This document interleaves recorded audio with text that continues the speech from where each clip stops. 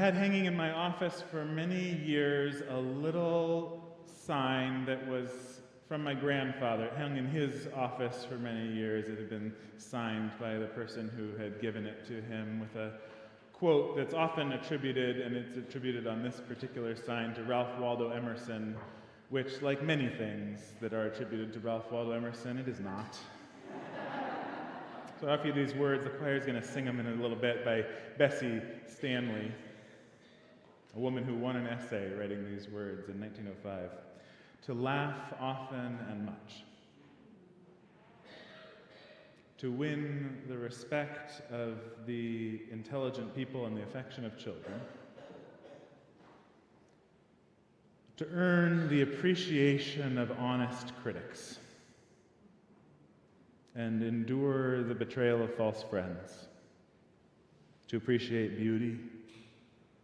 To find the best in others. To leave the world a bit better, whether by a healthy child, a garden patch, or a redeemed social condition.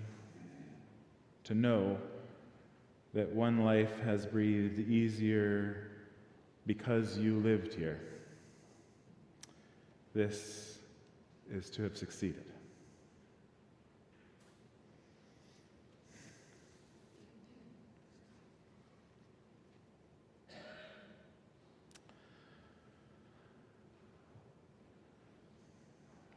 I've been struggling lately with what it is to succeed in these times, and where to put my attention and focus, what to do with myself to succeed. I think that these times are asking me, and maybe all of us, to level up, to find new ways, a new way of being, of facing into the challenges of our shared polycrisis, this moment of worldwide challenge.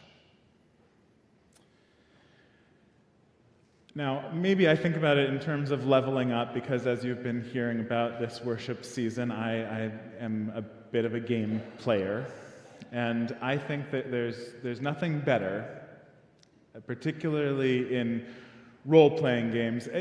If you don't know, Dungeons & Dragons was a groundbreaking historical creation in the 1970s that is having a moment.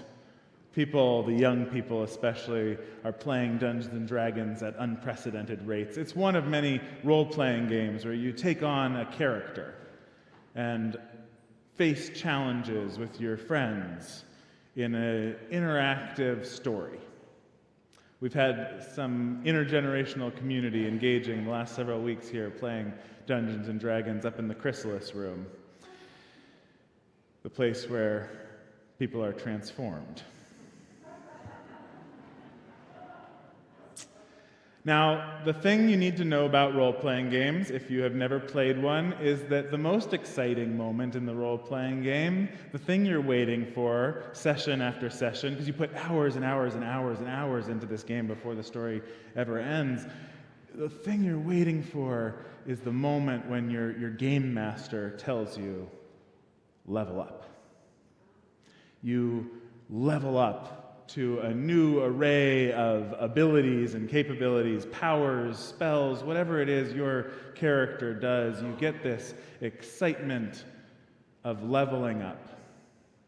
You get it in video games too. There's all sorts of contexts where we have these beautiful, exciting moments of reaching a new threshold of power and ability.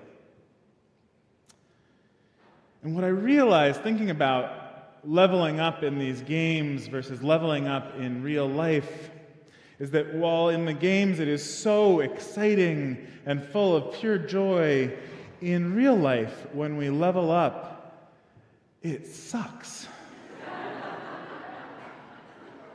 And it's just awful every time. And think about the kind of biological, organic moments of leveling up, puberty. Who had a good time in middle school? One person. That's impressive. We've got to talk. Or I hear menopause is no joke.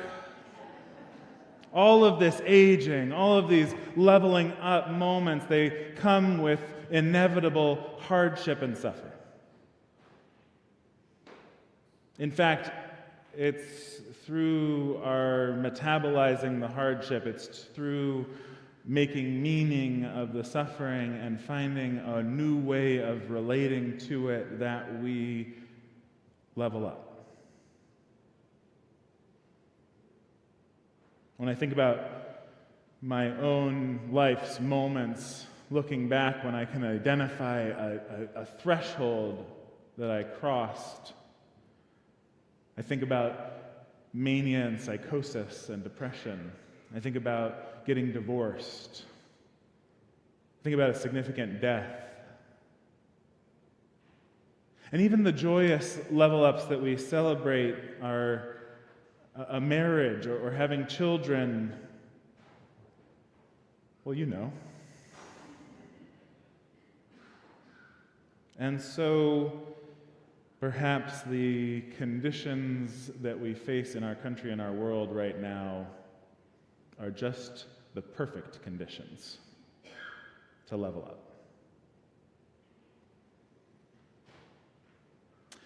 There is, in my mentor Jake Morrell's words, a holy restlessness that lives within us and among us. A holy restlessness that says whatever you have achieved, wherever you have gotten to, is not the static endpoint. You were made for more. You were not made to settle in this moment. You were made to keep learning, keep growing. And this moment that we share, we actually find the invitation, even in the word crisis.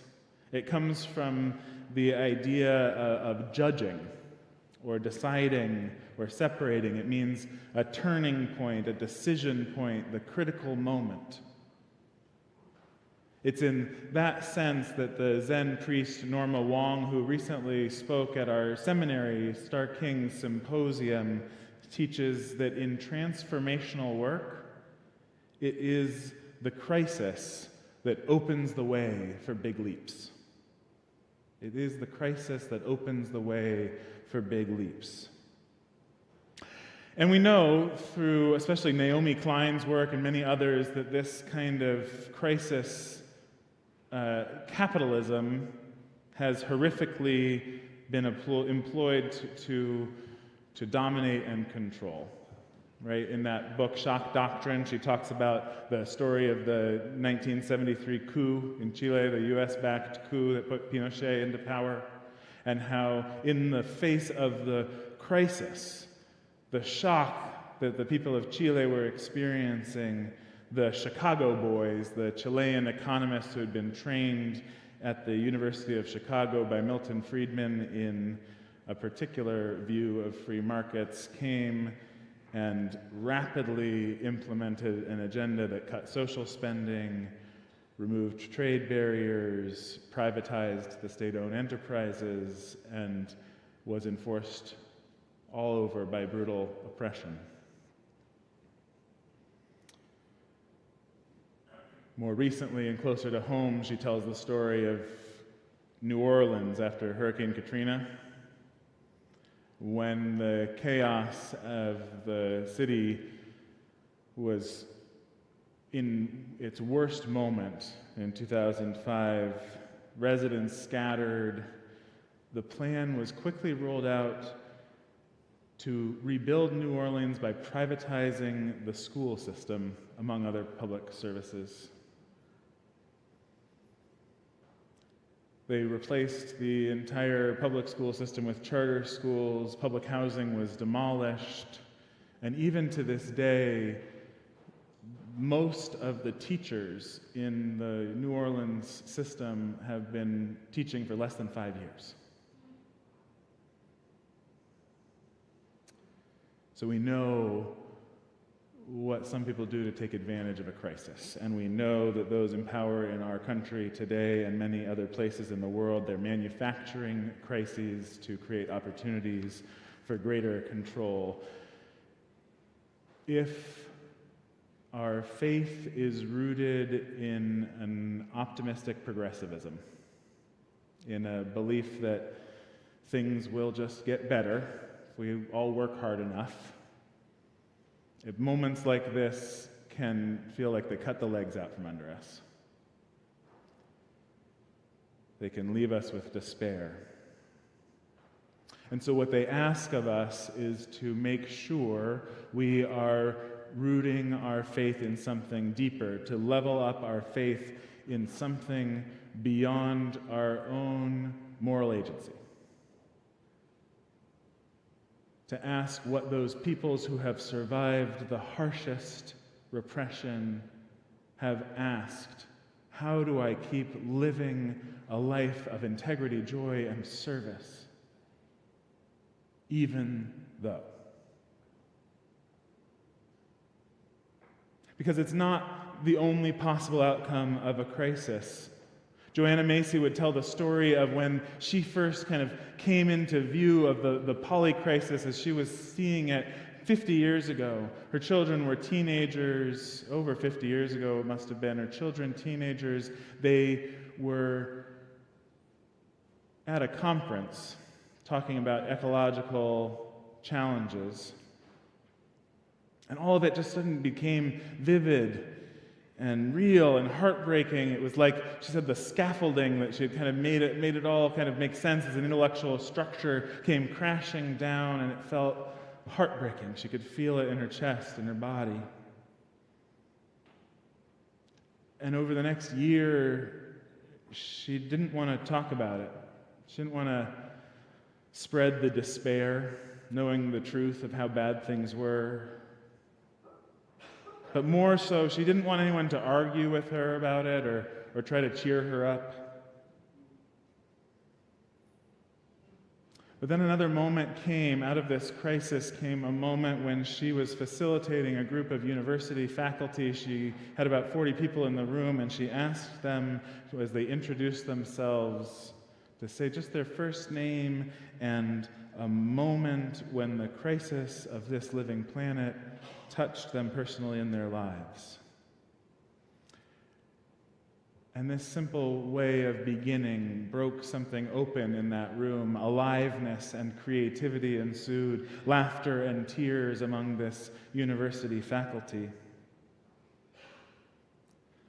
Crises can be opportunities for the kind of transformation that we celebrate in our newly adopted Unitarian Universalist values. Transformation is one of those values that is maybe deceptively demanding. So I've been asking with colleagues, what is it? What are the capacities that we will need to develop in order to learn to live, lead, love, and die on a transforming planet?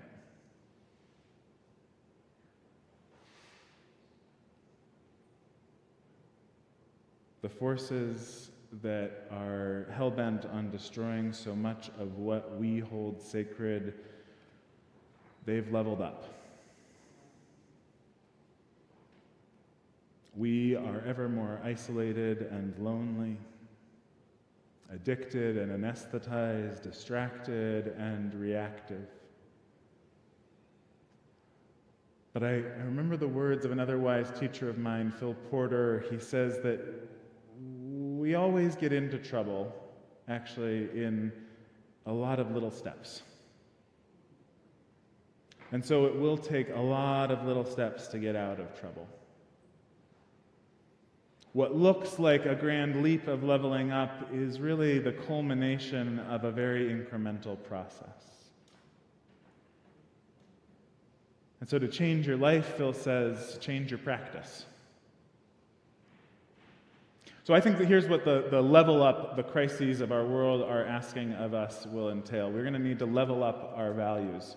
When we talk about interdependence, to level up our practice of interdependence, we're going to need to figure out how to be more self-responsible and accountable even as we own our vulnerability, which allows us to befriend our dependence. Practice leveling up our interdependence. To level up our pluralism, we're going to need to increase our capacity for complexity and nuance, to let that widen our understanding of kinship and who is us. As we level up our notion of equity, it will require a deeper understanding of humility and practice of empathy. As we level up our work for justice, it will ask of us to gain increasing comfort with discomfort, willingness to be uncomfortable, maybe even to feel unsafe, to reach for that higher value of justice, to let that comfort with discomfort give us courage. To level up our generosity will ask us to practice directing our attention and our awareness mindfully, thoughtfully, to practice in a way that diminishes our distractedness and reactivity. And to level up our transformation will require us to practice grieving and celebrating. To notice all that we must relinquish in order to reach for what is to come.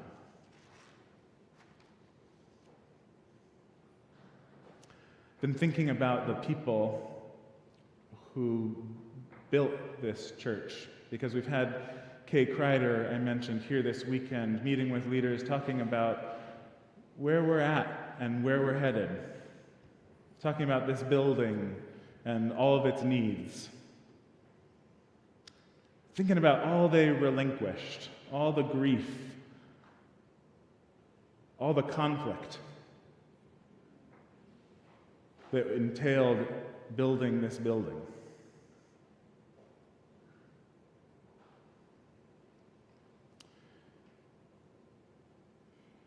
And the way in which what they had in their generation, the task that was given to them,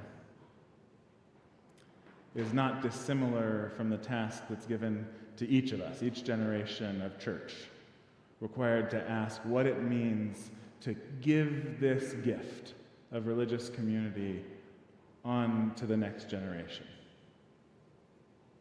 Norma Wong, that Zen teacher, she invites us in this polycrisis to tell stories of the near horizon, to offer images of a future that is near enough that we can imagine living ourselves into it.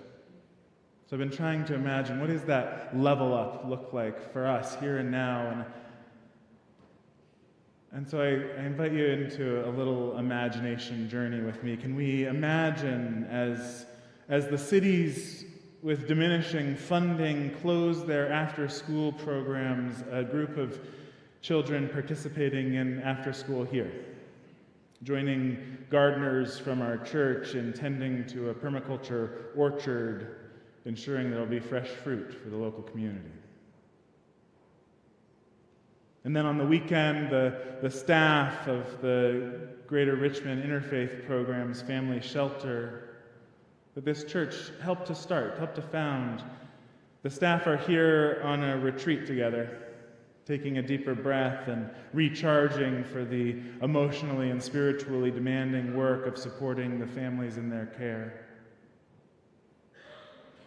One evening, activists come to circle with restorative practitioners holding a conflict circle here, because this is a place where we're known for people practicing holding impact and accountability without the shackles of the old paradigm of blame and punishment. Meanwhile, Chalice Circle is excited about planning a fundraiser in the well-lit social hall.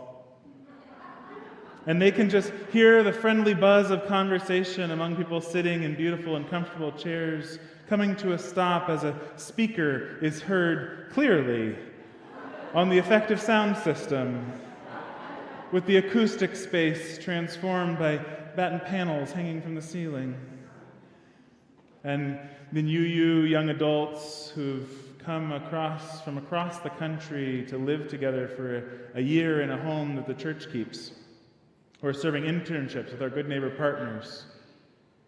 They're also leading this Sunday's service to share what they've learned while building the common good in our community.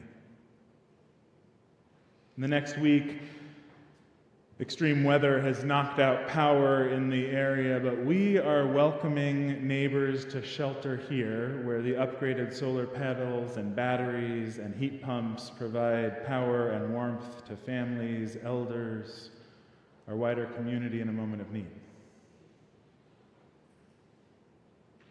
What would you add to this story? And what's the story in your own life? Where are you being asked by that holy restlessness to level up? Let's take the hardship of this moment we've been given and level up. With whatever little time, in Rilke's words, more we have, let's level up our love. Let's love the hell out of this world. May it be so, and amen.